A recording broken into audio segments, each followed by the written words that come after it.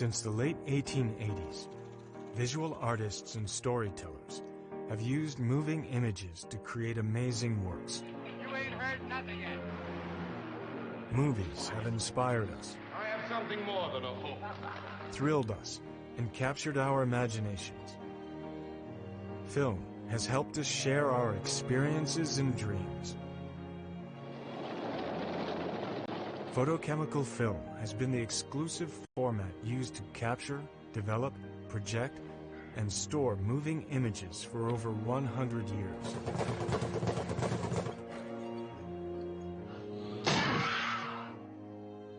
It is only recently that a new technology has emerged that is challenging film's place as the gold standard for quality and workflow. Digital technology is evolving to a point that may very well replace film as the primary means of creating and sharing motion pictures. The documentary you're doing is called Side by Side, and it's a documentary about the science, art, and impact of digital cinema. 100 years of photochemical filmmaking right now has reached a kind of threshold tipping point. In this conversation, in this kind of intersection of time, it's historic. We've kind of come to this place where, is it the end of film? Where are we today? It's exciting because it's a reinvention of a new medium. If the photochemical process has worked its way through our culture, we're on to another level. And how do you use it to tell a story? How do you use it to paint a picture? Are you done with film? Don't hold me to it, Keanu, but I think I am. Digital cameras are the new aesthetic that's coming to cinema, and at the same time we're going to mourn the loss of film. I am constantly asked to justify why I want to shoot a film on film.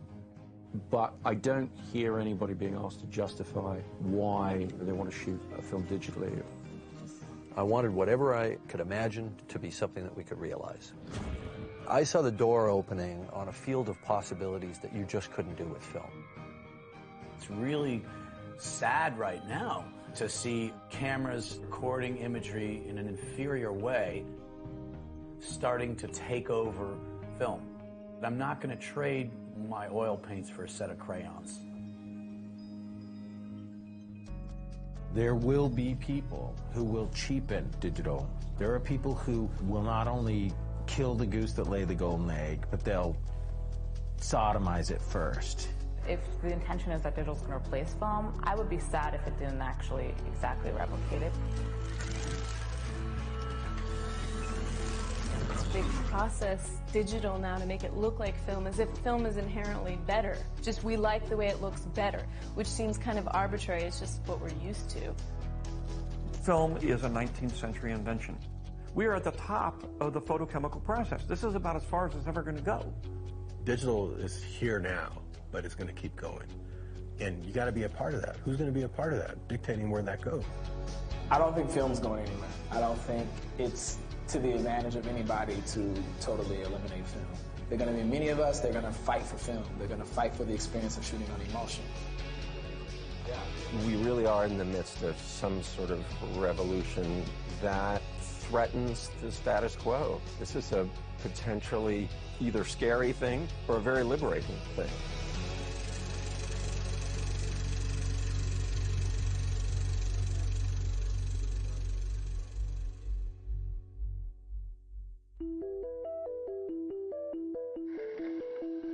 One of the first steps in the production process is capturing the images in camera.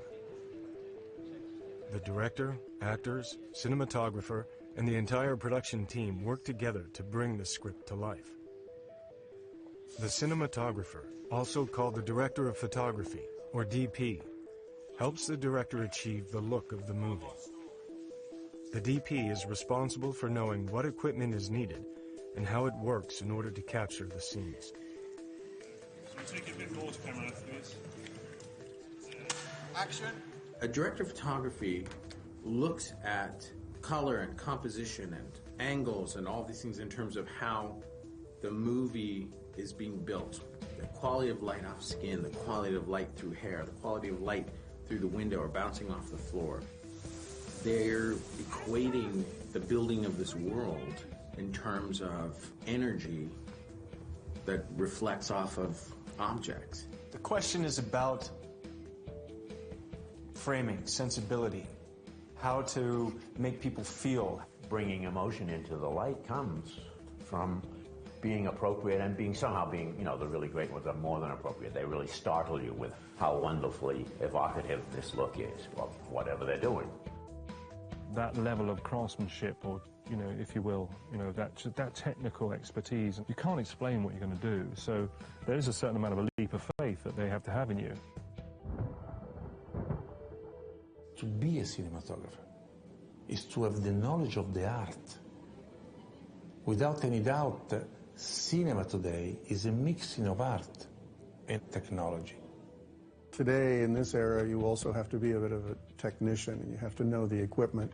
And it's really important for DPs to understand the entire length of the image chain, from acquisition to exhibition.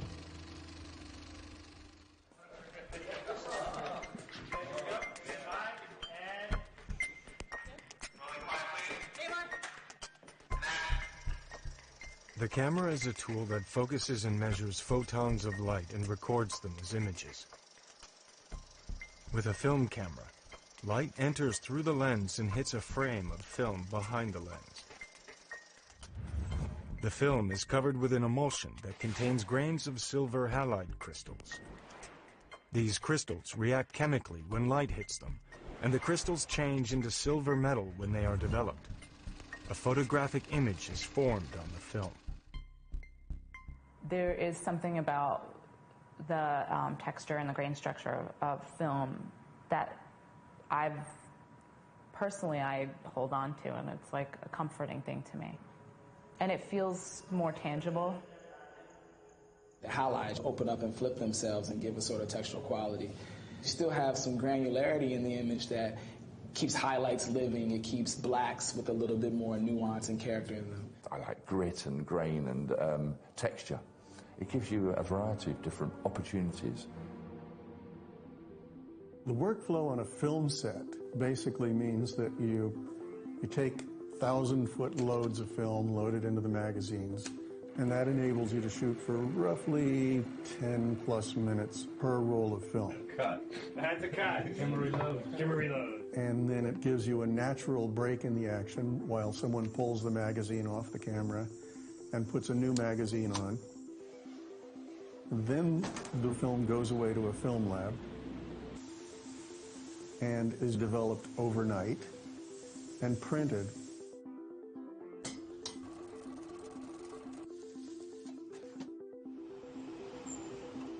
And then the next day, you get to see dailies. There was a joy for many, many years for us to be, the genies on set.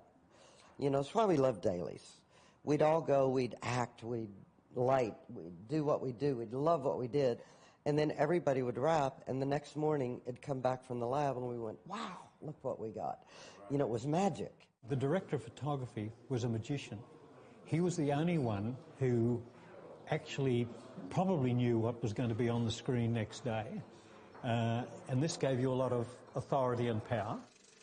And there's a certain leap of faith that you take when you shoot film, and there's something really romantic about that. Getting your dailies back and everyone being really excited to see what you got. But I don't like the betrayal of dailies. I don't like going in and seeing and getting, swept up with a performance and then seeing go out of focus on a 25-foot screen and knowing that there's no way to retrieve that. What I didn't like about film was that feeling midway through the day, end of the day. Did we get anything today? I don't even remember. Did we get? Didn't feel like we put the flag in it because you couldn't see. It's like painting with the lights off. But the DP would tell you, it's not, the lights aren't off. It's in my head. It's in his head. Well, that's great. But I'm operating the camera. I'm picking the lenses. I'm judging the performances. A digital camera does not use film. Instead, it has an electronic sensor or chip behind the lens. The sensor is made up of millions of tiny picture elements, or pixels for short. When light enters the camera, it hits the pixels and creates individual electronic charges. These charges are measured and converted into digital data that represent the image. Grains of film, they're just constantly moving, you know, and so the result is that kind of fuzziness. Whereas with the pixel count, it's a very finite, accurate, exact thing. So we're going to do one action for dolly and camera. I think that worked last time. And action. With digital cameras and monitors, you are able to see exactly what you are recording on set as you are shooting. That's nice. Unlike film cameras, you don't have to wait a day to see what you've captured. They are no longer dailies. They are immediatelys. You sit around the back of the set or in a tent somewhere, looking at this huge monitor and making adjustments from that, which I actually quite like because it means you're seeing the picture exactly as it is. And with the old film capture, it was overnight, and sometimes you'd go to bed and think, I wonder if I got that right, you know. Or you say, I think we need more backlight. He said, don't worry, it'll look great in dailies. They know as well as anybody that you go to dailies, you say, I really think there should be more backlight in there. But if you do it on the set, you can just stand there and say, no, more backlight. Okay, cut. And they do it. They say, okay, that's exactly the way I want it, because that's exactly the way it's going to be in the movie theater. People speak about, thank God I can see what I'm getting now. I don't have to wait until tomorrow. I can see if it's in focus. I know what I'm getting. If you're watching a monitor on set and you feel that you're really seeing what you've got, I think you're fooling yourself. The audience is going to watch that film on a screen that is, 1,000 times bigger than that. You're watching it on a large TV. Yes, you see what you're getting. It's right there. The problem for me is that I still think you need to see rushes later. I think in order to concentrate with the performances or just the movement, and I still think you need to see them at a special time. The process of shooting film was the director of photography's art and secret. And today, the cinematographer is monitored on a digital shoot, and everything that they're doing can be seen, criticized, and questioned. It's very destructive sometimes. I've worked with a couple of actors that insist on looking at every take. With one of the actors, I was able to talk him out of it because it was making his performances very self-conscious. Right. I also am convinced that everybody is just looking at their hair. One of the great pleasures of being a cameraman was that the people, the suits and the producers, well, they all think they know how to act, they all think they know how to write, they all think they know how to direct, but they knew they didn't know how to shoot. So if they really got on you, you could say, here's the meter, you do it. And that would shut them up. But now, they begin to think they can shoot. It's not like it used to be. There are cinematographers who became cinematographers because they love the voodoo of it. They love it when the director says to them, down that corner, are we going to be able to see that, or is that going to kind of melt away? And they get to go, just wait till tomorrow, it's going to be amazing. You're going to love it. And I've had those experiences. I've sat in dailies and I've gone, oh. Some of Darius Kanji's work on 7, you would just go, wow. But there was an equal amount of times that you go, look at it and say, what the fuck? Now with digital cameras, everyone could see exactly what things were going to look like. That changes the way you light it. It may even change your performance because it creates a different feeling in the whole thing. It gives us more scope to be creative. That's what's exciting. That, to me, was what the digital revolution in cameras is all about. In 1969, at Bell Labs in New Jersey, George Smith and Willard Boyle came up with the idea for the charged couple device, and the first CCD chip was created. One of the things that makes the CCD unique is its ability to perform specialized functions, such as acting as a camera. The image that you see on the TV screen of both of us is being produced by this small CCD camera, which is directly in front of us here. In the early 1970s, after a visit to Bell Labs, Sony started investing in and developing products using the CCD technology. chairman and founder of the Akio Morita, who was the founder of Sony, he was always enamored with Hollywood, and it was his dream to design an electronic camera that could create images that were the equivalent, if not better, than 35mm film. Record what you want, when you want, and By the mid-1980s, Sony was producing its first consumer-quality CCD camcorders. In the 1990s, small, standard-definition cameras began recording digitally. They were first used cinematically when they were embraced by the Dogma 95 movement out of Denmark. Can you speak a little bit about, or where did you first come into digital? Yeah, actually by chance, because we made this thing called Dogma 95, and we made some rules, and one of them was that the thing has to be filmed in Academy 35mm. And then one of them said it had to be a handheld camera also. And then I said, but if that is the case, then we can also use video. And that was just at the same time as these cameras kind of appeared. Anthony Dodd Mantle was the DP who shot the first Dogma film, Thomas Vinterberg's Celebration. Was the appeal also of digital video, the lightness of the camera, the way that you could move it? I'll tell you where that first hit me. I was coming home from a football match in Copenhagen, and I had a Sony PC3, which actually was the camera I ended up shooting Celebration on. And I remember seeing this crowd of like supporters just moving across this field with an industrial backdrop. It was misty and hazy, and it was kind of gothic.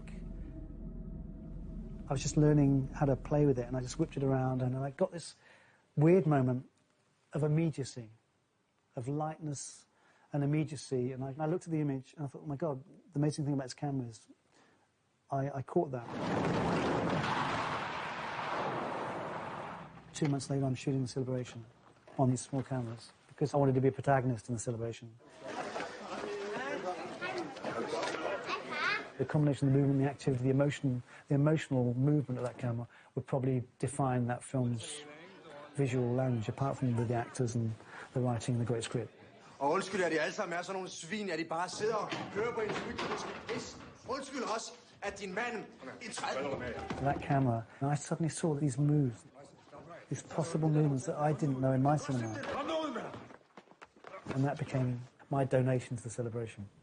What Celebration meant, and what a lot of the other films of that era meant, was that you just had to completely rethink the technical side of filmmaking. It brought people to filmmaking for creativity's sake. It pointed out that the mechanism of filmmaking only serves the creative. Okay. With DV came this whole idea of, well, wait a second.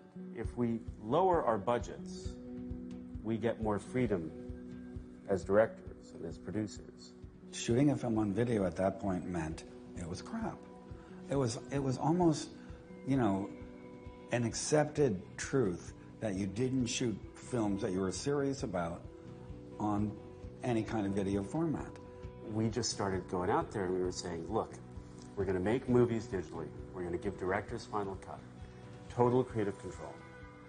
But we'll make them cheaper. And our very first movie was Chuck and Buck. Hey, Buck. Oh, hi. Can I get you something to drink? Oh, no. That's all right. Looking at rushes, it was scary as hell. Would you like some ice cream? Really? Oh, I like ice cream. Like, oh my God, this looks so amateurish. A lot of people actually commented on how muddled it looked. I think we're fucking doomed, man. I remember when we were presenting it at Sundance, they were scared to death that the reaction would be, this was shot on video. The digital presentation did not look nearly in any way an acceptable substitute for what film was. Because of porn and because of documentary and because of news footage, video occupies a space in your mind where you're kind of like, I'm here, I'm in that room with them. Oh my God, is this really happening? And that makes Truck and Buck better. People were starting to think in a completely different way about how could the technology and the medium help us to rethink filmmaking. You started to see people start to challenge the idea, as did the group known as Indigent. They were creating standard def video that would then be converted to film for theatrical release. I think as an independent filmmaker, we are in the most exciting time ever because now we can go out and make a film on DV. Oscar has a new girlfriend. Really? Mm-hmm. It seems last evening he had quite the late-night conversation. The idea was that if you shoot digitally, it's cheap. And it absolutely helped fuel the number of films that got made. I remember my first year at Sundance, we had 225 submissions total for the fiction category. You know, a few years later, it was 10 times that. Back to, like, you know, the Sundance days or, you know, the releases of Indigent, people were saying, well, that's okay for you, it's independent, but this isn't cinema, this isn't... It was a huge thing to make a film on a video camera and go to Sundance and win Best Director and win Best Film for Personal Velocity. What's about Gary's own film, Tadpole, ended up being sold for an enormous amount of money, and everyone that worked on it made money from that sale. And that's when a lot of the idea of, wait a second, you can shoot films digitally, and it's almost like a production aesthetic, and that's when all the debate started. I mean, you must have heard in the late 90s, film is the gold standard, Yeah. and the tools that you're playing with are what? Debasing, threatening. I have been slapped around. If you want to. What do you mean slapped around? I mean, I've been applauded and almost executed for the same sentence. It was quite obvious for me to go to digital because of, you know, the material you could have in the camera, the amount of material you could have in the camera was obvious. Since I was trying to create another way of working with actors, and that was essential. I imagine there was a liberation for you then in terms of the relationship with your actors, longer takes. Yes, you know, Keanu, 10 minutes was maximum. It wasn't even really 10. It was 9-something, you know. And when that thing starts rolling, there's a kind of underlying feeling that's precious stuff rolling through there. And it puts a kind of a tension on things. I could shoot as much as I wanted. I could get the best performances. I didn't have to worry about shooting these little bursts of film. You know, that was ridiculous, but that's what I had to do. That's how expensive it was comparatively. Digital, a little gizmo, 40 minutes, and you can be running the camera and talking to the actor, starting over again. Reveal. And now you go around and look out. And they get down in there and they catch a thing that never would get caught if you had that giant thing there. I love to run the camera, especially when we're in an emotional place and magic is happening. When you go cut, then all of a sudden everybody gets in there and you were at a place where it was just there, and then everything stops. And it's like, okay, now go back to that. And I was like, no, just run the camera, back to one. Okay, guys, stand by.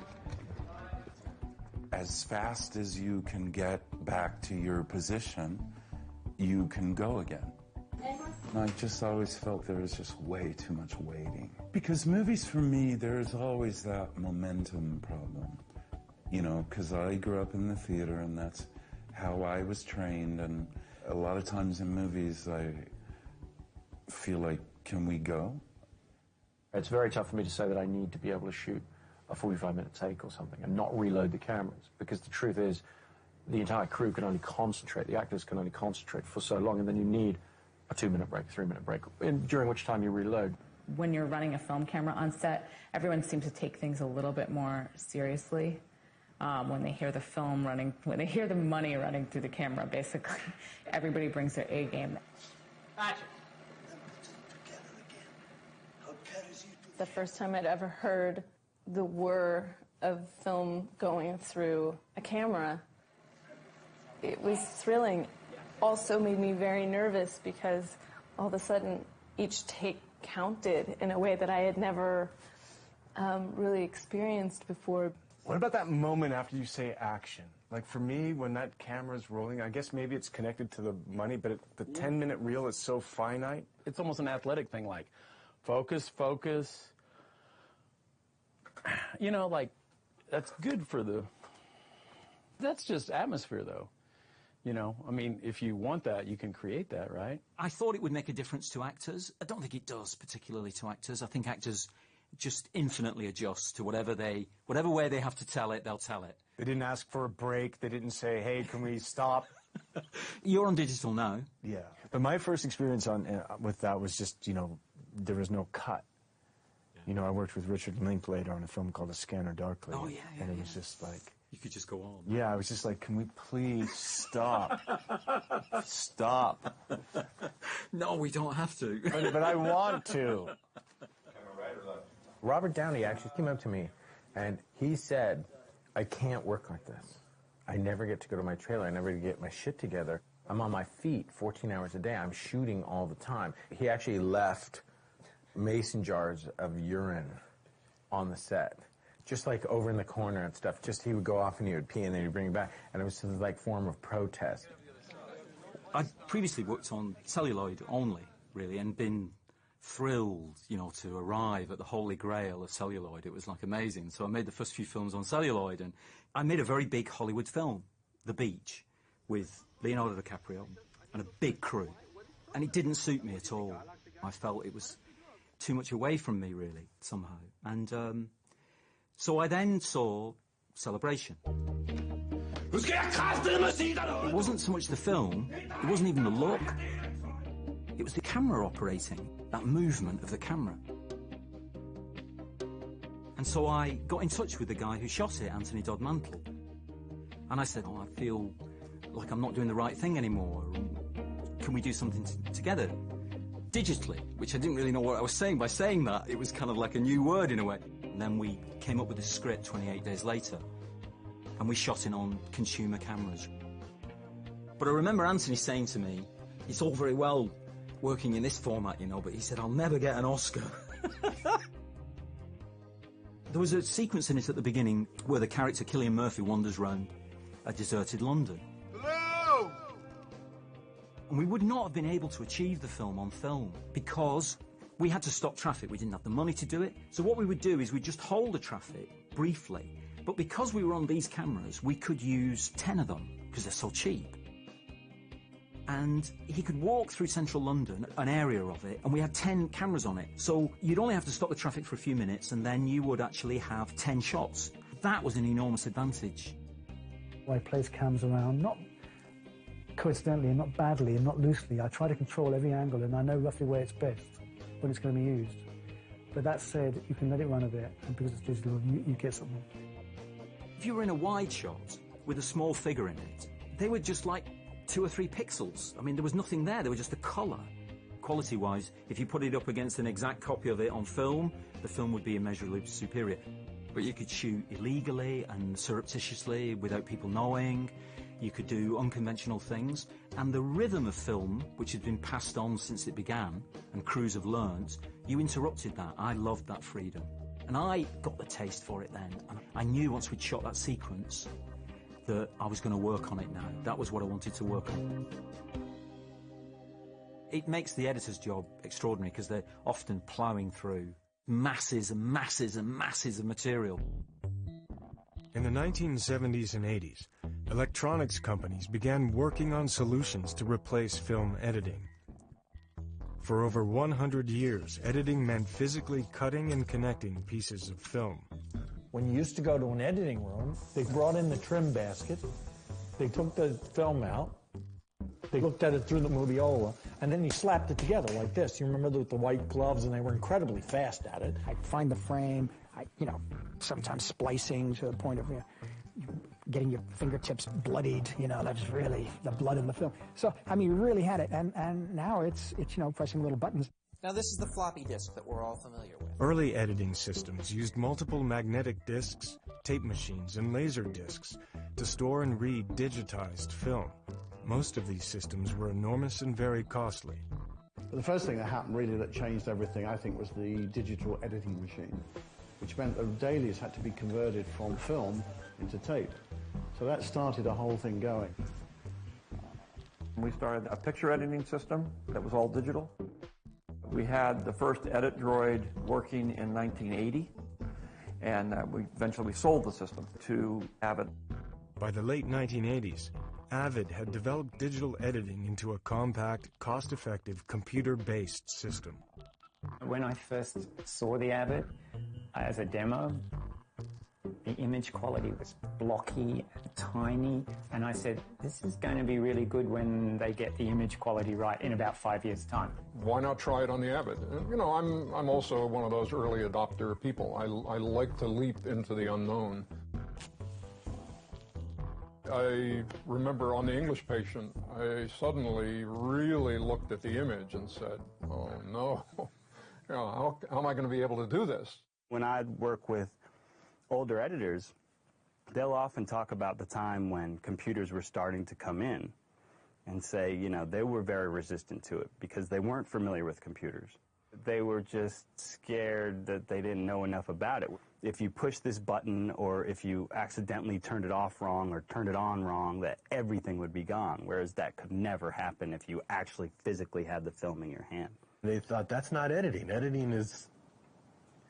So when you're editing a movie on film, that's just the technology. The art form is the manipulation of images to tell a story. It was extremely difficult for me to learn because I hadn't used a computer. I thought a mouse was something that ran across the floor. I mean, I was that ignorant. But I learned, and I ticked the machine quite a bit. But once I'd got going on it, I was okay, and I liked it. There's no film in the editing bay. It's all a kind of... drives and it's quiet.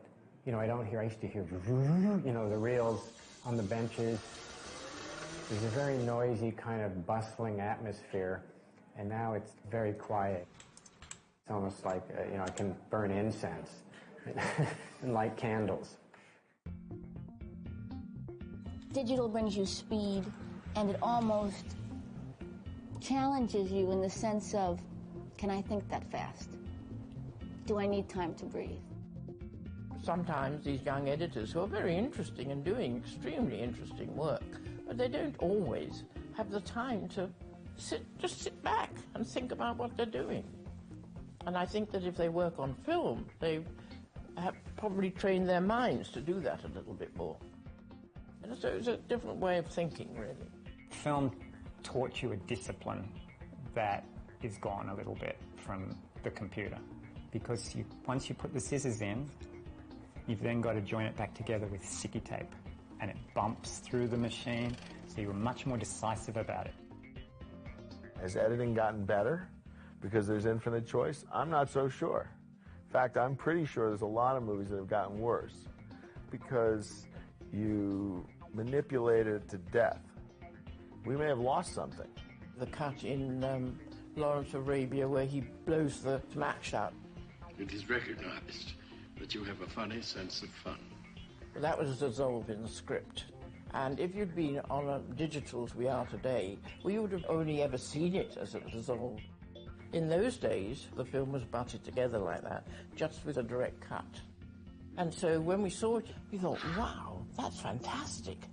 It just worked. It just was magic. You know, when you feel that feeling. Digital is this unbelievably malleable plastic of imagery and sound. And that's seductive because that's what we do. You know, we are sculptors of images and sound. It's not that you can't do it with film. It's just that it's harder to do that and make it look good. As digital technology continued to grow, computer-generated images, or CGI, were appearing more and more in movies. Visual effects, or VFX, have been part of filmmaking since the earliest years.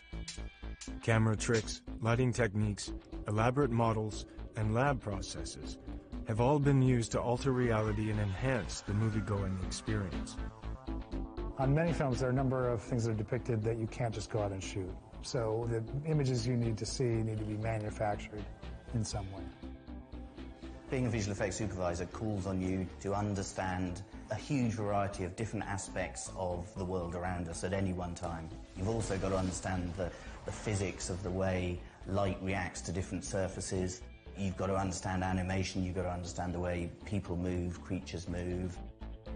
You have to be an artist and a technician at the same time. You know, that's an interesting combination.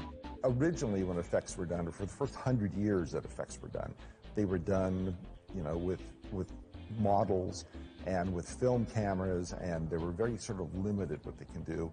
But a lot of time and energy, and people put a lot of work into being able to make a Star Wars film.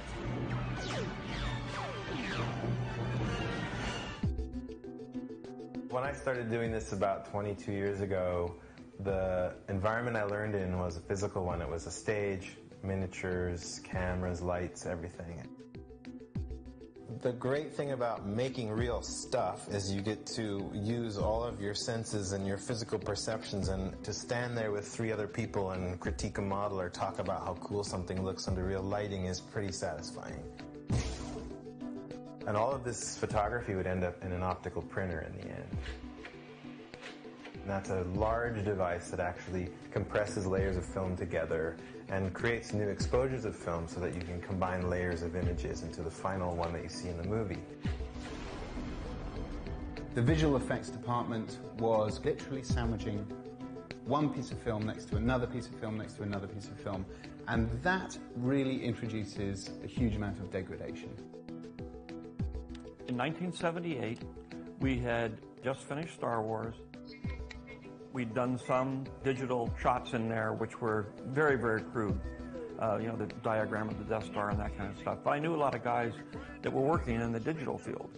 So I started a computer division. And we developed the Pixar computer for ILM. I'm right now in one of our 3 computer rooms that we have here at ILM. And what we have here are thousands and millions of cycles of computing power going by every single second. So I kind of pushed the stuff, at least as much as I could here at ILM, with this graphics group that we had. The exciting thing about it was it didn't feel like there were a lot of rules.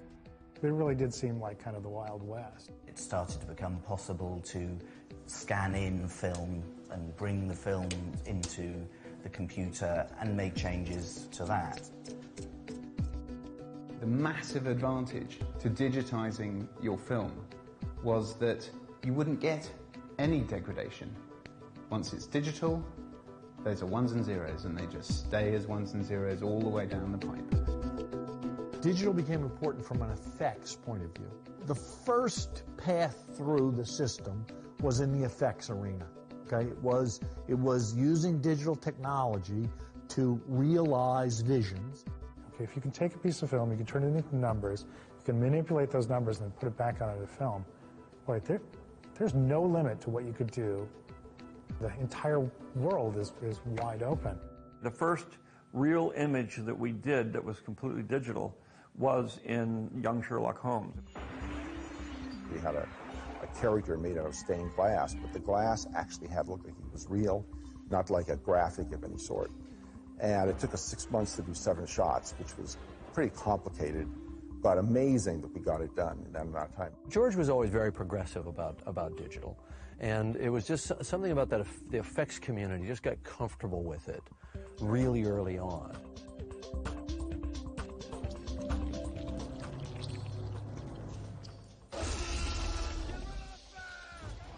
Just trying to be a sheepdog. Huh! Enough wolves in the world already.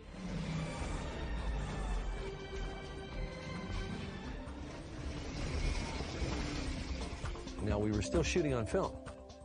We weren't shooting with digital cameras yet, but all of the post processes were starting to fall into line.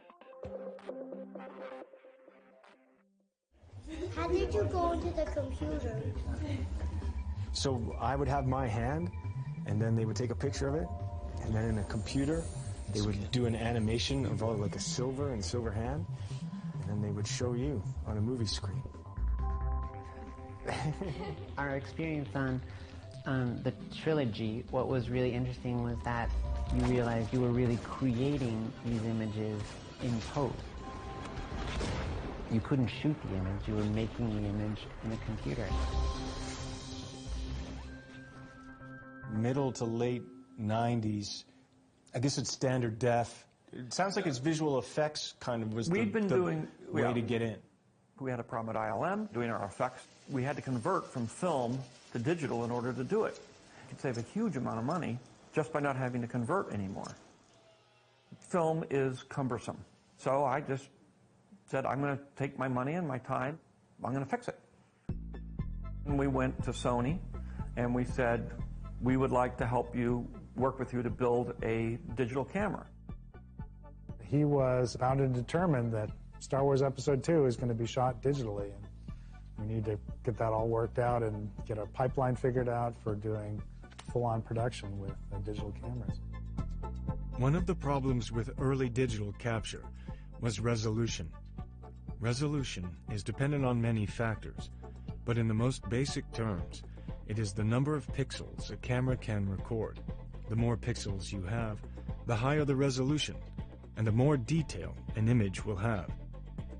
A typical standard definition or SD camera usually had a resolution of about 720 by 480 pixels. Really, the turning point was in the year 2000 when we came out with the F900 camera, which was our first high-definition camera. Before that, whatever you were looking at really looked like video. High-definition cameras record a resolution of about 1,920 pixels across, just under 2K.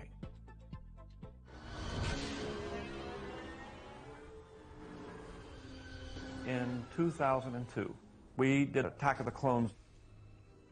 It was the first major feature that was shot high definition. What George did on the Star Wars movie was take an experimental HD camera and apply it to a feature film paradigm.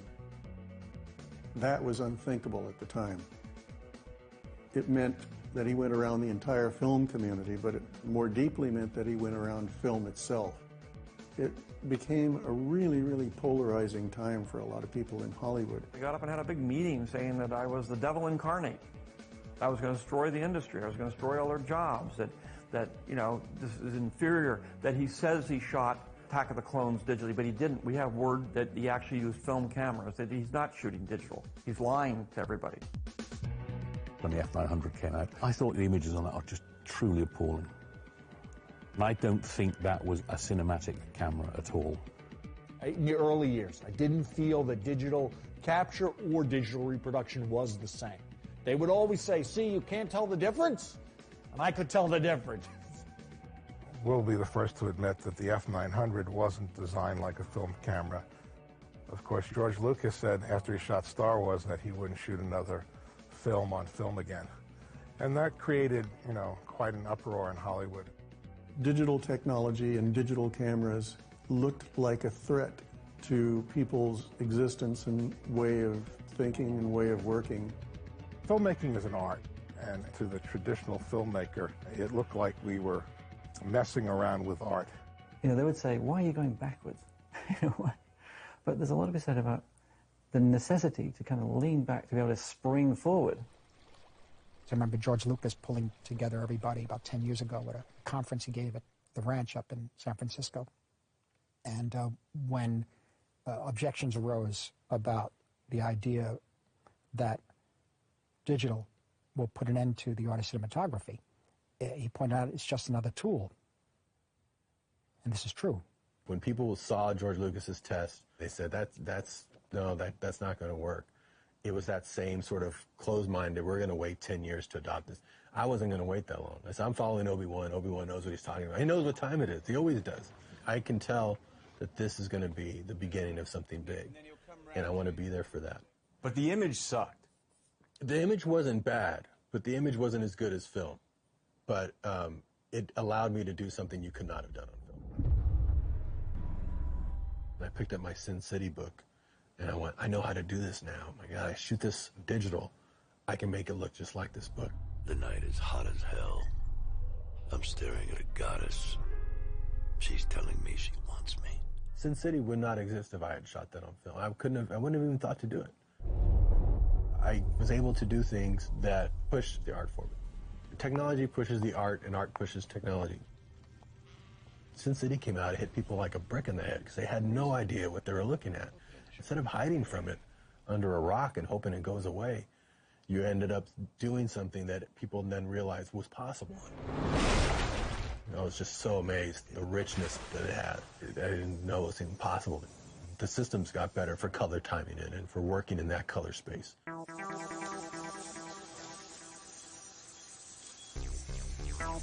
After the movie is shot, edited, and VFX have been added, a colorist or color timer at the lab makes adjustments to the look of the movie.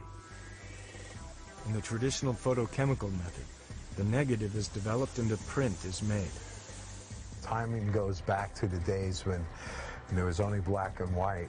These scenes show the darkroom operations of the laboratory in the old days. The guy that had my job, he used to look at the negative and decide how long it would have to stay in the bath. If at first it wasn't right, dunk, dunk again.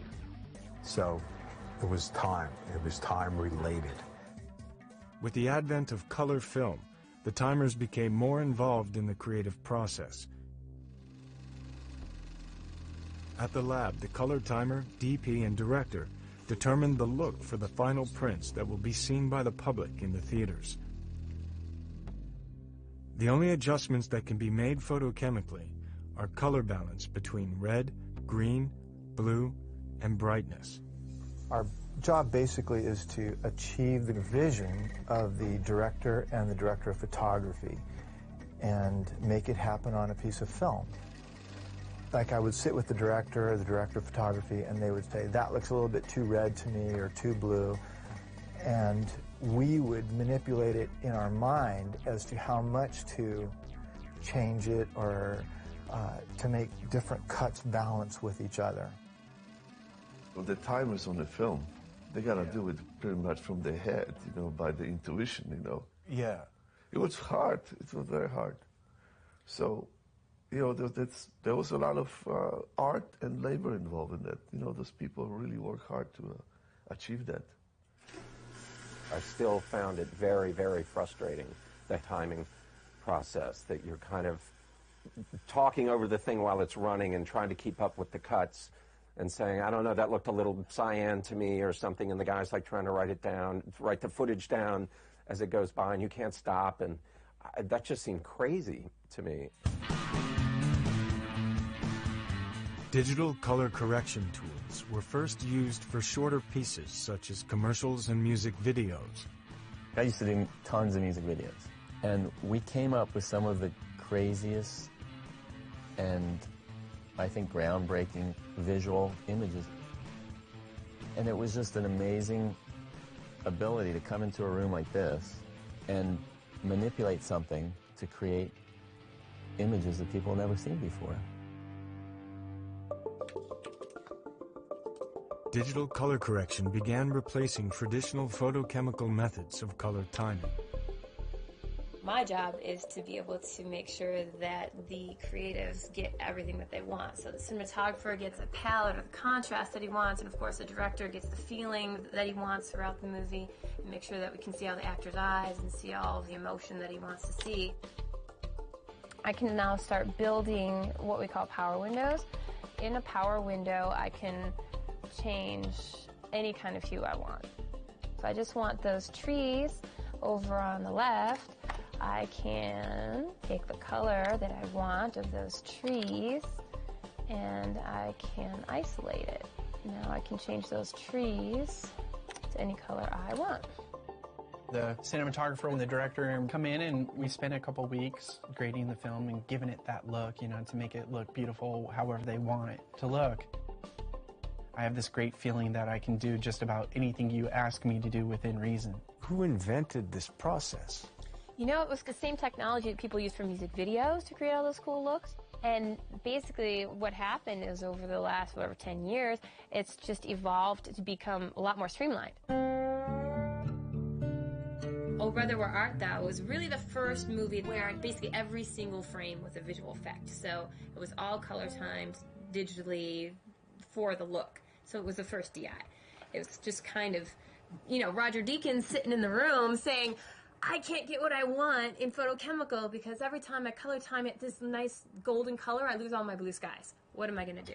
Seems a little bit yellow, doesn't it? Probably those trees were a little bit more brown. So he came in and did testing. Actually, I got to sit with him and showed him, okay, we can key it. What we can do is we can basically affect everything in the image except for the blue in the sky, and also they were wearing overalls, right? So the blue in the wardrobe. But everything else, like the green trees that are not in the palette that you want, we can desaturate them and make them brown gold. So out of necessity of the look for the movie, and then other people kind of catching on and say, oh, I could use that in, you know, it just became, you know, more and more popular. Timing is a very frustrating process on photochemical. It's just very crude. It's very, you can hardly do anything. That's the whole thing about DI. When I could go in and circle little things and make a face a little bit redder, and bring out the background, I just was in heaven. I said, this is amazing. I can do anything to fix this movie. What I find interesting now, looking back to the beginning experimentation of a lot of cinematographers like myself, going from a film original into the digital world, seeking more control over the image and being able to manipulate the image more, is that now we actually have less control, because we then give away our negative or give away our product. Anybody can take it after that and can manipulate it. The colorist is a really important aspect of the final product. I'm the one that's pushing these buttons to make your film look a certain way. Yes, I'm getting the direction, but it's a lot of my own intuitiveness to crank that a certain amount and to push that into a certain direction. So I'm kind of like the last person that really gets to touch it. It started off as being very adversarial between cinematographers and colorists, because it was like, oh, well, he shouldn't be determining what the look of the film is. I do that.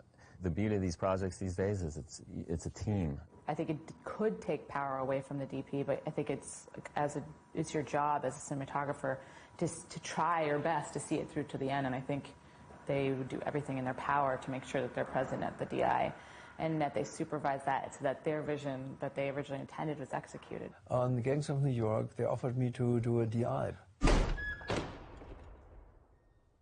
But because everything was built for us, what we had on screen was exactly what we wanted.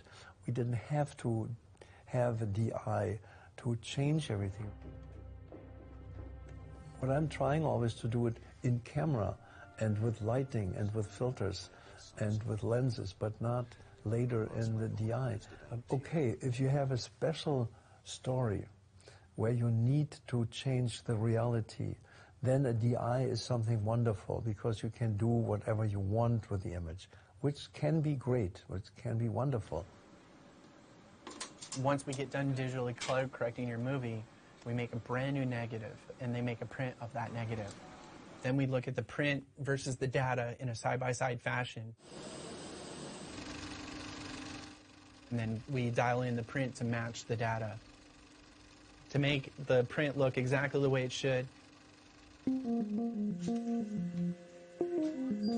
How do you feel about when you do all of this work and you have it pristine, and you're going to have some prints that are perfect, and then some prints, I mean, do you have to kind of let it go once you create it?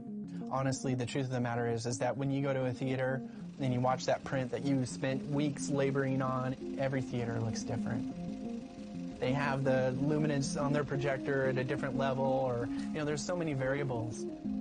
The real auteur, ultimately, of a picture, if you want to use the word, is the projectionist. Sound could be loud or low.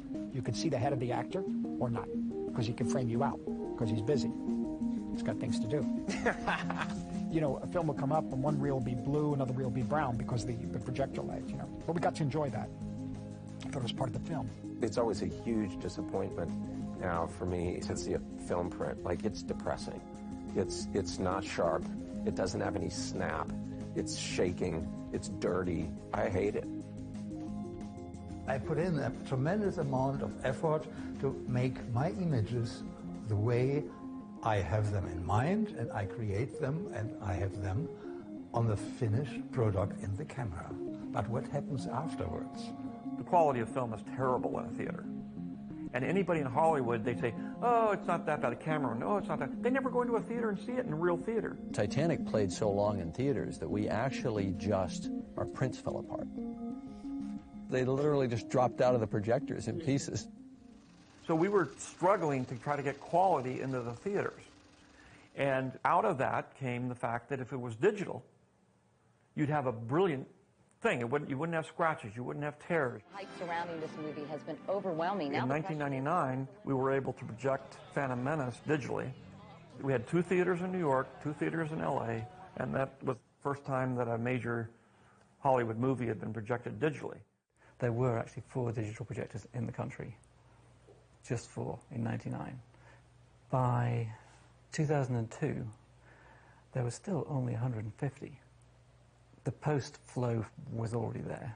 It was all digital. And the rest of the industry was going there.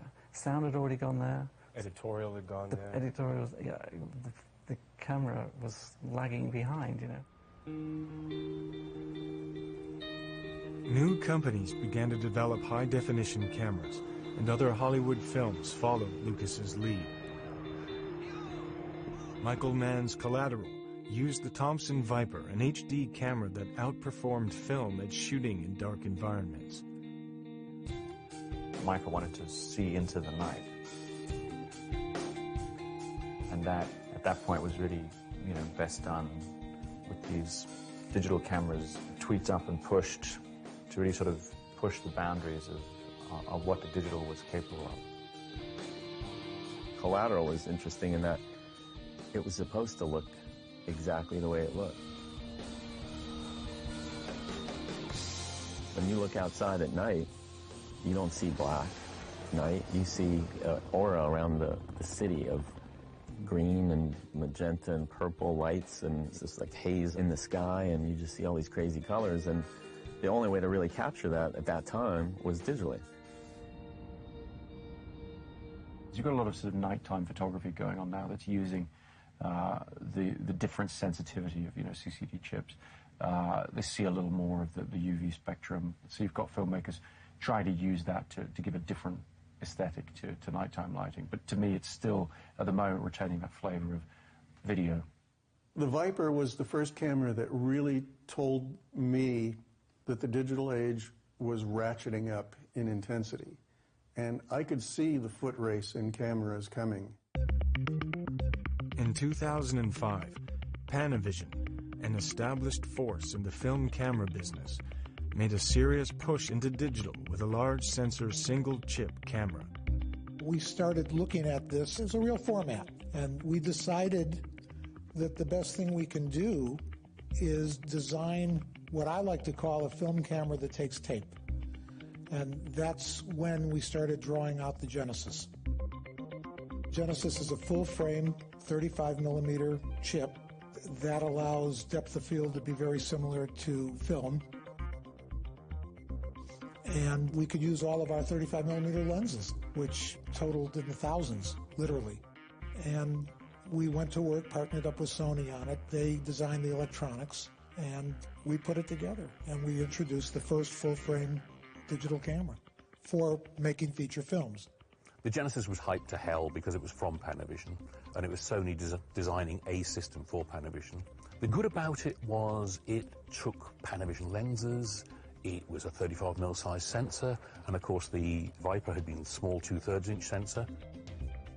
People wanted the same depth of field and the same look that they got with 35mm, which of course is what you got with the Genesis. And it gave pretty good images. We were very careful to design it for film crews so that the transition, if there was going to be one, would be easy for the people making movies. Dean Semler, who's an Academy Award-winning cinematographer for Dances with Wolves, shot Apocalypto down in Mexico, where the temperature was 100 degrees and the humidity was 200, and never had a second of downtime. He felt that it was like a film camera. It's 35 pounds. Fucking camera is this big. And on the top of it, it looks like a film magazine. The recorder attached to it the same way that a mag would attach to it, so on the top or on the back. If I want to see what just got shot, does it play back off that? They said, no, you would never touch that. It's like your original negative. So let me see if I got this straight. You guys spent how many millions of dollars developing a camera with Sony, and I can't play the HD back to look at it because that's the negative? Alonzo? Where we were in 06, 07 was we had the color space and we had the resolution, but we didn't have the dynamic range. So you had to be careful. You had to be careful on the set. Dynamic range is vital.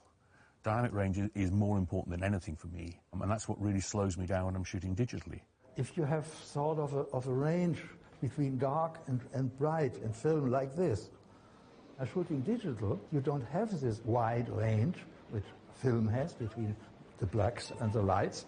So whatever is up here is cut off, and whatever is down there is also cut off. I just don't feel it has the latitude that enables me to do what I want to do. You can't overexpose it by 5 stops and still have something in the image. You can't underexpose it by 4 stops and have a trace of something in the image. I think it's fun to play in those areas. In 2005, Jim Gennard, the founder and owner of the multi-billion-dollar sunglass and sports apparel company Oakley, set out to create a new cinematic and affordable digital camera. Digital wasn't paying enough respect to film. It wasn't as good as film. And to me, everything in the world can and will be made better. The only question is when and by whom. There was a technological movement towards the eventual replacement of film. What was happening from some of the major manufacturers is they were creating video-level tools, essentially HD tools, and sort of trying to push that into the world of cinema. And what we saw was that that wasn't anywhere close to good enough. We wanted to set a high enough target so that it was meaningful.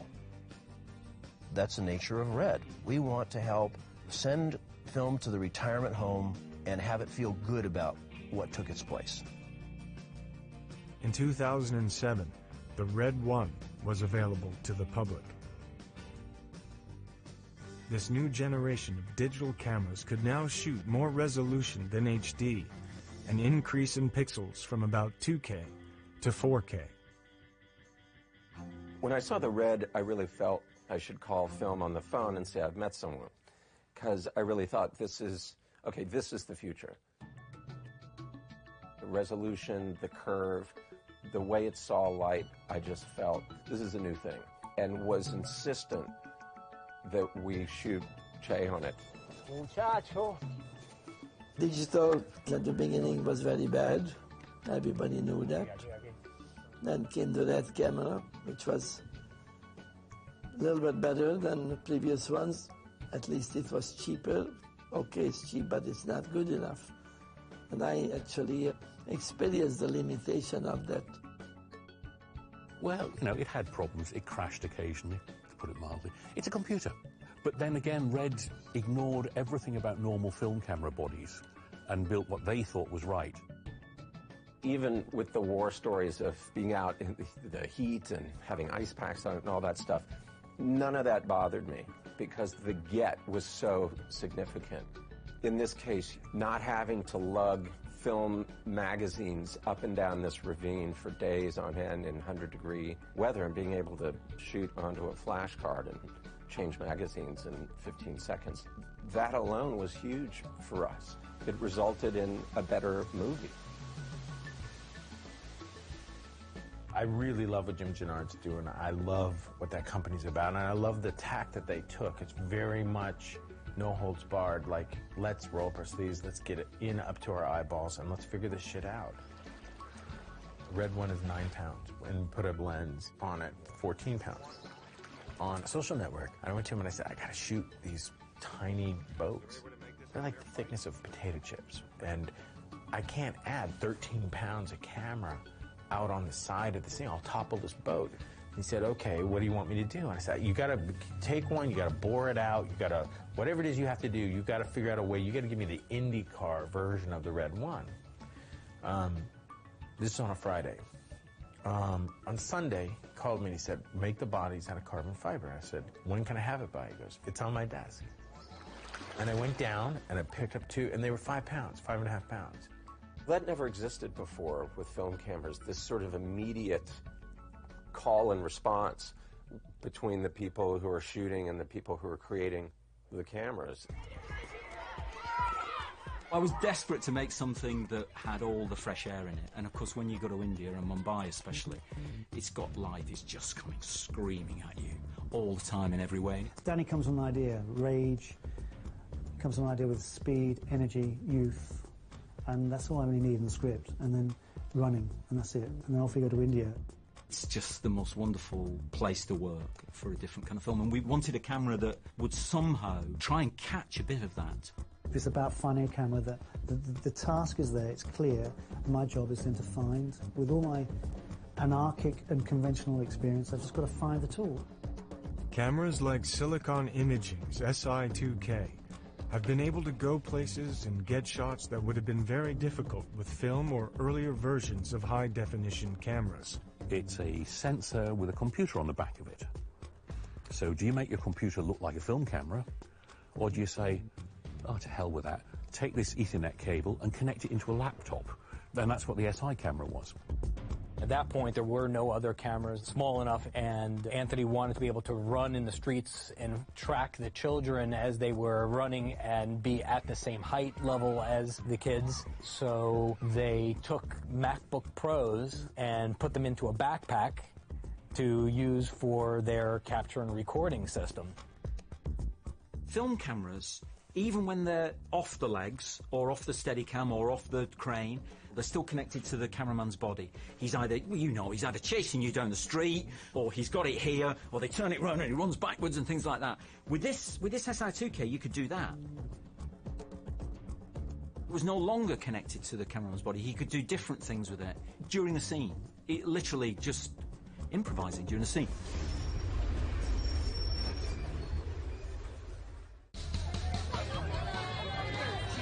In 2009, Slumdog Millionaire won the Academy Award for Best Cinematography. It was the first time the award was given to a movie shot almost entirely on digital cameras. So you're at the Academy Awards. Do you feel like that film... Yeah. Did that film make digital acceptable in the mainstream now? The success of Slumdog with the critics and with the audience symbolizes something of an epoch. It perhaps puts hammers a stake a little bit further into the ground as far as acceptance of digital formats. It was the first real acknowledgement on a large scale of digital, and I was very pleased for Anthony for that, because I think he felt it was some acknowledgement that he would never arrive at, because he'd chosen to specialise so much in the digital world. You know, that'll be, I think, look back on it, there you go, that was where it changed.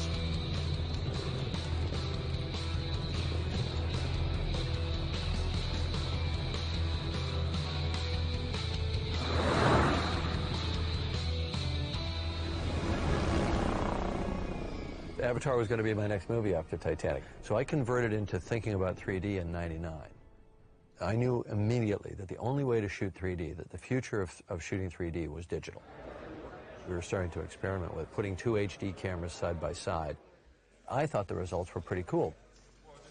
Then Vince Pace and I built the Fusion camera system. You've decided to put one camera here and another camera on top. And what happens in here then to marry these two, because stereoscopically you need the 2 images to exist, right? Correct. One of the problems that we have with the larger cameras is the fact that if we were to put them side by side like your 2 eyeballs, right, you couldn't put those cameras physically in that same position. They would run into each other. So we used a reflective mirror. And then that allows us to overlay the 2 camera systems, if you imagine, from a physical standpoint, where there is no limitation on how close we get the eyes together. Oh. And that's really important for 3D. To create 3D, 2 cameras work as a pair. Just like our 2 eyes, they capture images from slightly different angles, providing a sense of 3-dimensional depth and distance. I have a joke with most of the people around me that I longed for when the world was flat, because it's not only the camera systems duplicate, everything duplicates down the chain, right? So lensing, control over lensing. And a lot of people say, well, then it's twice as hard, and that's an incorrect statement. It's more than that, because these two cameras have to operate like Siamese twins. They have to mimic each other perfectly. I think when films are done right and when it really works is when it feels like I'm there, I'm in this journey, I'm immersed in the storyline. The fun part for me is to really get these tools in the creative hands, the people really that can take places where you never imagined before. Avatar came out, but I'm really proud of those images. They look gorgeous. And it was followed up by Alice in Wonderland and How to Train Your Dragon. Boom, boom, boom. 3 films in the marketplace, one after another, and all of them were huge hits. The 3 of them were the top grossing films of the year. So all of a sudden, you know, the doors were just blown wide open on the whole thing. People really saw the potential of this as a market. This consumption of films has increased our audience's both appetite for them and now knowledge of them, so therefore it's getting harder and harder to impress them. It's one of the reasons why I think 3D is taking off. It's just a new way of looking at a film. The actor is like a piece of sculpture or something, only it's moving and it comes out. And like it's a combination of theater and film and music and everything. I hate 3D. I put on those glasses, I get sick to my stomach. It's dark looking through them. The whole 3D phenomenon, it's a marketing fucking scheme, isn't it? I can safely say as a viewer, I'm totally uninterested in it. I'm without any interest whatsoever. I think it's a fad. I think it will burn out. The studios are not wise to just slap 3D on everything. With Avatar, there's a reason that film is in 3D. Because it is taking you on an experience. It isn't something that was added on for money or a joke or a gimmick. It's there because it was created that way. Avatar is 2 completely different forms of filmmaking combined. We only use lenses for about 1/3 of the movie, which is all sets and, you know, just normal stuff, lighting, normal live action. We used virtual lenses for the other 2/3. We never shot in a real jungle. We had to create the jungle. It was all computer modeling. Every blade of grass, every bug buzzing around. Not 1 foot of film shot in a real jungle. You have this idea that you can home in on a mathematically perfect model for creating reality if you just throw enough computing power at it and you just throw enough software at it. Guess what we found? It didn't work. It required the eye of the artist and people who were trained in photography and looking at how light interacted with things to figure out how to write the code to make it look real. What I find is the manipulations that the digital media allow you to do, they are seductive, but ultimately they're a little bit hollow. The analogy I would always use is, I remember this summer when Chips Ahoy or whoever, they came up with these chocolate chip cookies that were like they just came out of the oven and they were soft. I was like, oh, this is amazing, it's a soft cookie. And then after a couple of months, you're like, oh no, this is some horrible chemical crap that's giving this bad illusion that fools you at first. My big concern is that the image, ultimately, with CGI, I don't know if our younger generation is believing anything anymore on screen. It's not real. You're presenting complete unreality and making them feel like it's real. Well, whereas before it was captured in reality. All right, I'm betting you've been on a couple of movie sets. When was it ever real? There was a kind of a wall there and nothing over there. There was 30 people standing around. There's a guy with a boom mic. There's another guy up on a ladder with his ass crack hanging out. There's fake rain. Your street night exterior New York was a day interior Burbank. What was ever real? We're free of the old technology of capturing those images, camera, film, lens. Exposure. It gives you more control, more choice, more ways to access what you're imagining in your head. Computers will only get better and better. We'll be able to produce anything you want completely realistically. And ultimately, if you've got enough time, the world is your oyster.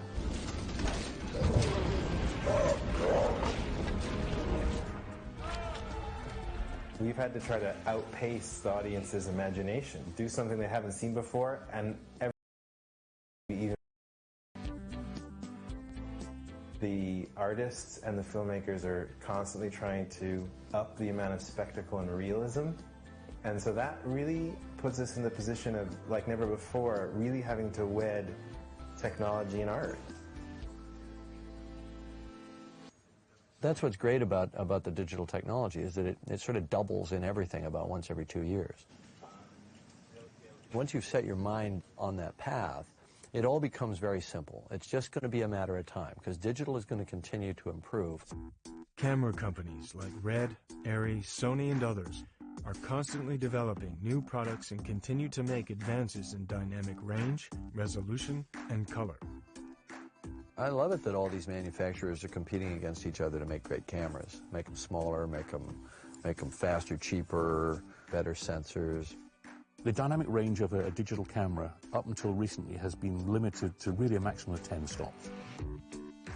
But you don't see that problem in the Epic or the Alexa. The dynamic range was much better than I was used to with digital. Up until the mid-90s, for Arri, it was all photochemical. We saw the digital technology maturing to a point, though, where we began investing in digital technology. The sensor that we use now in the Alexa camera allowed us to offer a camera that we can proudly promote as a feature film camera. The Alexa takes all of that we were excited about in terms of low-budget filmmaking and then brings the sort of textural quality that film has. You know, it brings that familiarity in terms of color space. And the only reason I was really interested in using the Alexa was because it was made by Arriflex, and I'd heard that it was like shooting film, but with the digital format. If I am pushed to shoot on digital, I could take the Alexa and I could probably get good results.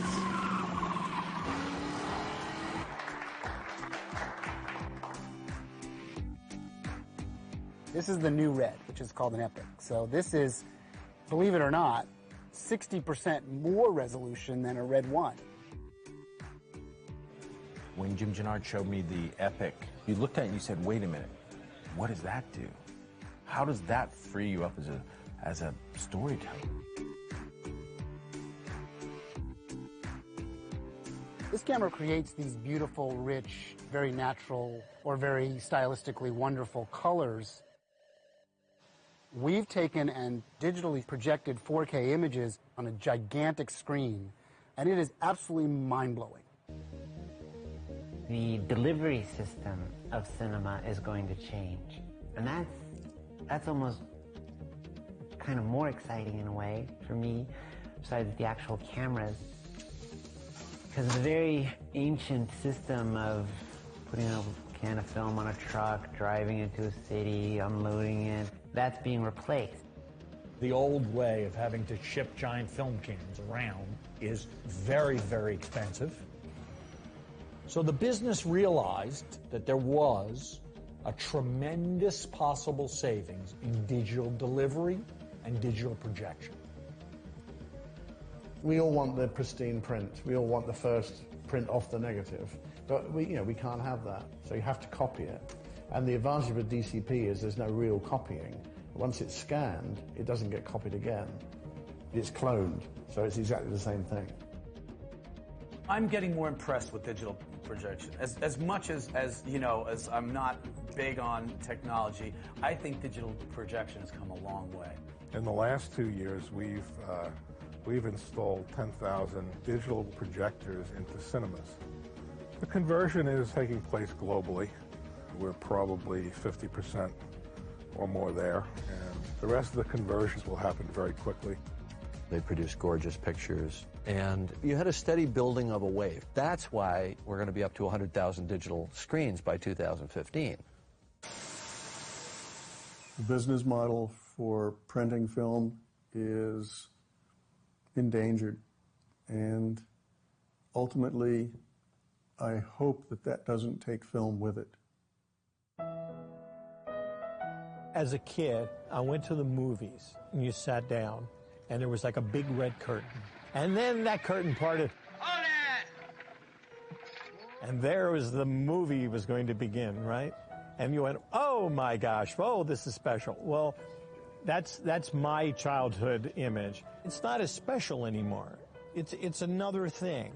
In a way, cinema was the church of the 20th century, because everybody would come to this large dark room and sit and look up at this thing, which would tell you an enormous amount of how to dress, how to act, how to behave with women, how to be a hero.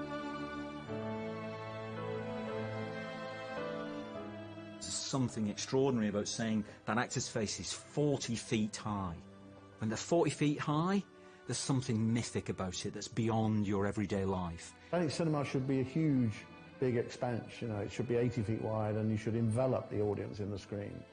Because that's cinema. Yeah, that's cinema.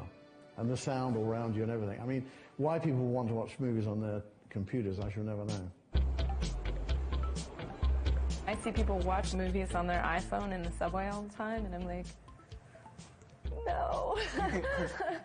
Who am I to say that it's bad? It doesn't have to be bad. Late at night, my wife's asleep and I can't sleep, and I pull up Netflix on my iPhone, put in some good headphones and watch a film that close to my face. Like, there's something interesting about that. You can interact with things very privately now that I think was missing. If I want to cry without people seeing, I'm going to put on the Steel Magnolias and I'm going to cry. And if my wife wakes up, I'll just hit pause and put it on the pillow. I mean, there's something interesting about that I feel like we didn't get a chance to experience before. If you get asked on a date, nobody's like, let's go to the movies anymore. I don't even feel like that's going on. I feel like people are like, let's watch something on Netflix streaming on my bed, which might just be like 24-year-old guy's way of getting you to sit on their bed. But I think that that's what's happening. I can get any Jean-Luc Godard movie. I can get any movie from the past, anything. And Netflix will send it to me, and I can just sit down and watch it. But you're not going to see all the detail. You won't be able to feel it like you would be able to feel. My big screen TV is plenty big. Right. I mean, you can go to theaters and make out with girls and things like that, but that, you know, I'm way past that age, so. Sure. Believe me. There's so many different ways to watch a movie. That shared experience aspect, too, it's, you know, that's shifting, going to the movies. Well, it's also becoming much larger virtually, you know. Communal space will definitely expand virtually, so we'll start watching movies together in these sort of virtual worlds, and that will be inevitable. How do you have the pheromones get exchanged virtually? How do you bleed and sweat and be comfortable and uncomfortable do all that in the together? theater in your trench coat? No, but laughing together and crying together. And in some ways, the virtual experience is more rewarding because there's an actual dialogue going on. Someone who's 20 years old does not care about the loss of cinemas as a communal space. You know, they're interested in how they want to tell their story and get it out to friends on Facebook or whatever it is. You've got to go with it, you know, and if you become unable to deal with it, then that's fine, because that means your time is finished and you know, it's time for other people to take it on. The kids 30 and under have seen endless digital images on their computer, on their television, and that to them is their film. I just had hoped that, you know, these little cameras would make kind of a revolution where you would say, fuck film school, and just do it ourselves.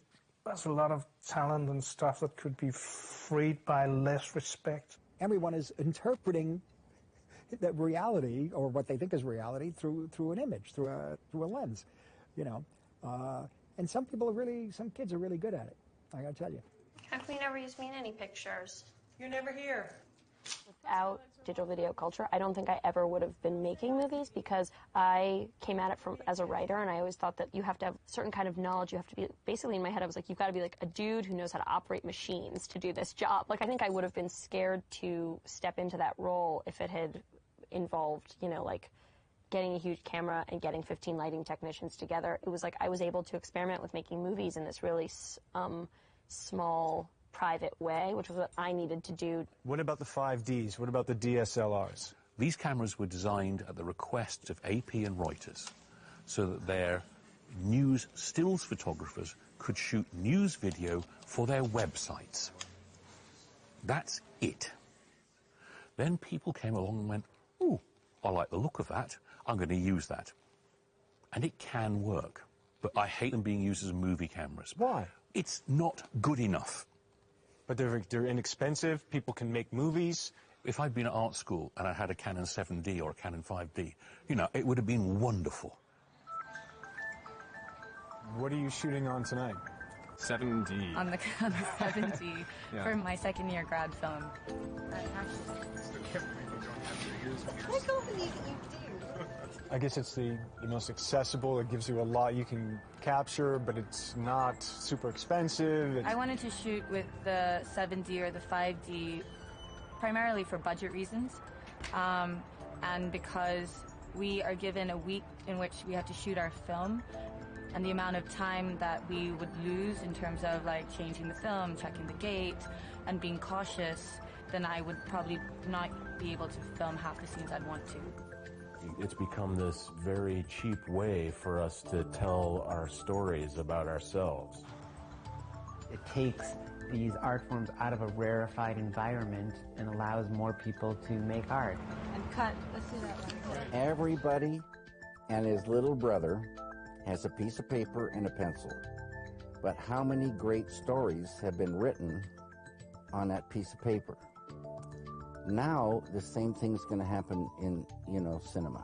There used to be that encumbrance, where filmmakers were guys who, people who just sat around coffee shops saying what great films they would make if the man would ever give them a chance.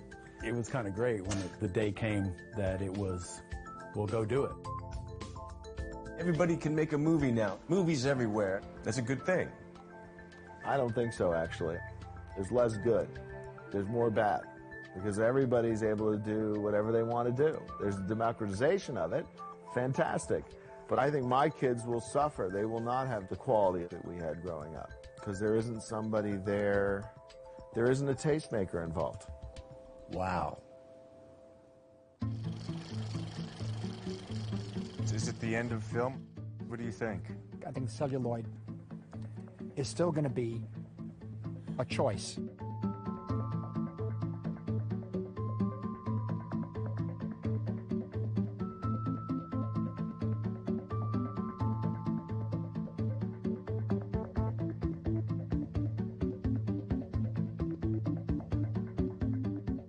Transition starts with people offering a new choice, but it finishes with taking the old choice away. And I don't think technically we're ready to do that yet. We have 100 years of experience basically shooting on film, and film is still around. No matter what George Lucas said, that film is dead, and he said that 20 years ago. And film is not dead because people still like to shoot on film because it really has a incredibly beautiful look. Who cares, If 20 years from now, they won't be saying it looks like film. They'll be saying, look at what I can do with my digital. I will be one of the last guys shooting film, and Chris Nolan will be one of the last directors shooting film, but I'm certain we'll be using digital technology within the next 10 years. I hope 5 or 10 years down the road film still exists. I mean, I still plan to shoot on film. Is it the end of film? Yeah, I guess it is. And I think in 5 years, film will be the exception. I really do. Film production peaked in 2007. Our factory at that time was working at 110% to produce film cameras. Then what happened? Then the world changed. New purchases are all digital. Film cameras can last for decades, and they will still be available and in use. However, all major manufacturers have ceased development of new film cameras. They no longer make them. We will have to say goodbye to celluloid. It will go away, I'm afraid, and it'll be kept for special occasions, I think. But it's going to change. Once that option is gone, Right. once the young people don't have that experience, I think we're living through its total transformation. I mean, I think in general, people's fear is that it's just going to be endless noise and no one will be able to tell what's good or bad, and no one will be able to make good things, and the good things will just get lost. That's a danger, I think, in the continuation of our culture. What do you go back to when you need to go back to the well? right. Where do you get the nourishment culturally, artistically, intellectually? Where do you get it? An important step in the movie-making process is archival, storing the final complete movie and the materials used to create it. Nobody takes archiving seriously. They go, oh, I'll save it on hard drive. And they put the hard drive on the shelf, and a year later, you load it and it goes, because they stick. If you don't fire them up all the time, they stick. If you do fire them up all the time, they wear out and go. Since the early 1950s, since the advent of commercial television, there have been 80 formats of video to date. 80 formats of video, okay? And most of them cannot be played anymore because the machines simply don't exist. When we make a movie, we have 2 digital copies of all of the dailies. Well, when you box those up to be stored, you have to put a reader in with the thing. I have archival tape formats for music videos and commercials that I did in 1980s. And there's no machines that can play them. There are no archival formats worth anything in the digital realm that you would put any stock in. So there are all kinds of issues that simply haven't been dealt with yet. The only way you can make sure that a film or anything on a moving image is going to be around maybe 60, 70 years from now, interestingly enough, ironically enough, is celluloid.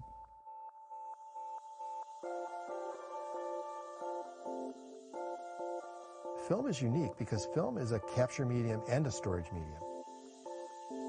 So if you really want to go back, and if you stored it into the right conditions, 100 years later, all you have to do is shine light through it, and you'll be able to see it. It will never be format obsolete. There was a conference in 1909 where they put together the standard for film. Well, that hasn't changed in 102 years. If I have a film in my nitrate vaults, I can pull it out and run it on a projector today, even though it may have been made in 1895. If the point ultimately of archiving is the faithful reproduction of the original product, filmmakers now, I as a filmmaker now have a better chance of something I made being shown properly 50 years from now than I ever have in history.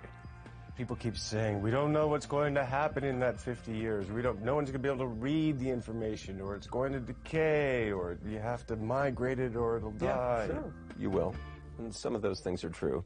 All of them are better scenarios than film. All of everything in this whole world is stored digitally. Yeah. So, yeah, it doesn't, there's problems with it, right? Yeah. But they're going to solve those problems. I'll guarantee that. There's too much digital information out there not to figure out a foolproof way to store it forever. Archaeology always improves. So as the way that we lose things change, the way that we invent to find them changes. So you're not worried about it all disappearing? If things are important to human beings, we figure out ways to preserve them. Always been true. I mean, yes, we lose stuff, but that's part of life. We might get to the stage where a print of a film is so rare that it's almost like an art object, that we can go back and say, this is actually a print of a film, and it's the only one in the world. 100, 200 years from now, there won't be a trace of us left.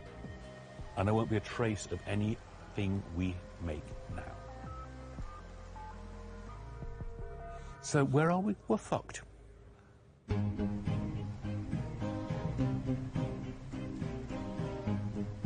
I don't believe for one second that digital imaging or digital technology will ever take away the humanity of storytelling, because storytelling in and of itself is a wholly human concern. Art is very primordial. Science is also very primordial. So I kind of see all these things as just sort of, they're very harmonious things that always have to push on one another. We are at the top of the photochemical process. This is about as far as it's ever going to go. When you're using digital, you're at the very bottom again. So you should jump over and help build that, because the more people that use it, the better it gets. Unless you are participating to this revolution, we will be lost in past. We can't call ourselves out and say, we don't care, it's up to you guys. No. So we have to be in. Everyone will have access to both the means of production and watching anything that's ever existed instantly. As digital continues to change, the nature of storytelling will also continue to change in ways that I don't even know I could understand. But all things do that, and this becomes a giant revolution. People love great stories. They like to get into a world and have an experience. And how they get there, it doesn't really matter. One shouldn't even think we stopped. Well, now we've reached digital, this is it. No. Think about where the entertainment impulse, where the need is going to go. Do you feel technologically, with where you are, do you feel free? I'm not sure I ever want to feel that we've arrived technologically. I always want to feel there's something we can do better. The people who have come before us gave the world new ways to dream. I think it's our job to continue that and to try to give people new ways to dream. Everything comes down to one thing. If you do something with your heart, if you do something that you convinced of and feel about it, it doesn't matter what you're using.